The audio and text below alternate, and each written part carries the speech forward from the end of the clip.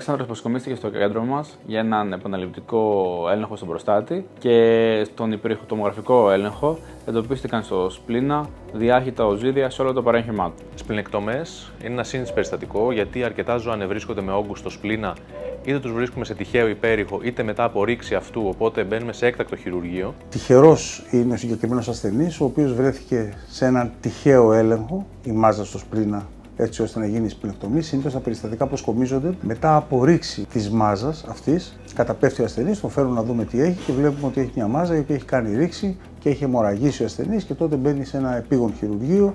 Στο συγκεκριμένο περιστατικό βρέθηκε σε τυχαίο έλεγχο, δεν είχαμε ρήξη και έγινε προληπτικά η σπληνεκτομή. Επειδή ήταν και ένα μεγαλόσωμο ζώο και καλό είναι στις σπληνεκτομές να γίνεται και γαστροπηξία για την πρόληψη της τροφής στομάχου, μετά τη σπληνεκτομή έγινε και γαστροπηξία, έτσι ώστε να μην υπάρχει άγχος στο μέλλον στον ιδιοκτήτη για τη στροφή στομάχου, μια κατάσταση η οποία είναι ιδιαίτερα επικίνδυνη στο σκύλο.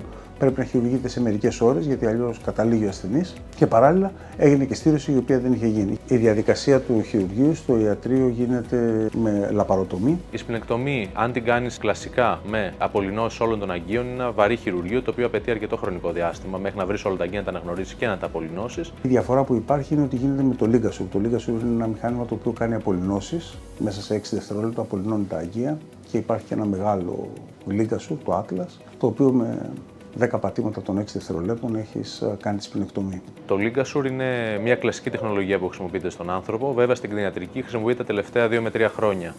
Εμείς έχουμε περίπου μια δεκαετία το μηχάνημα στο ιατρείο. Οπότε είναι ένα χειρουργείο το οποίο γίνεται γρήγορα, κάνει και μια γαστροπηξία, η όλη διαδικασία δεν κρατάει μισή ώρα το πολύ. Μετά από αυτό λοιπόν το τριπλό χειρουργείο της γαστροπηξίας, σπληνεκτομής και αστήρωσης, το ζώο είναι ικανό να φύγει την ίδια ημέρα και να πάει στο σπίτι του με ένα κολάρο Ελισάβετ και ένα φορμάκι. Το συγκεκριμένο σκυλάκι μετά από αυτό το χειρουργείο, ως προς το θέμα της σπλήνας και ως προς το θέμα της τροφής στομάχου, γλίτωσε. Ελπίζουμε να μην παρουσιάσει τίποτα άλλο.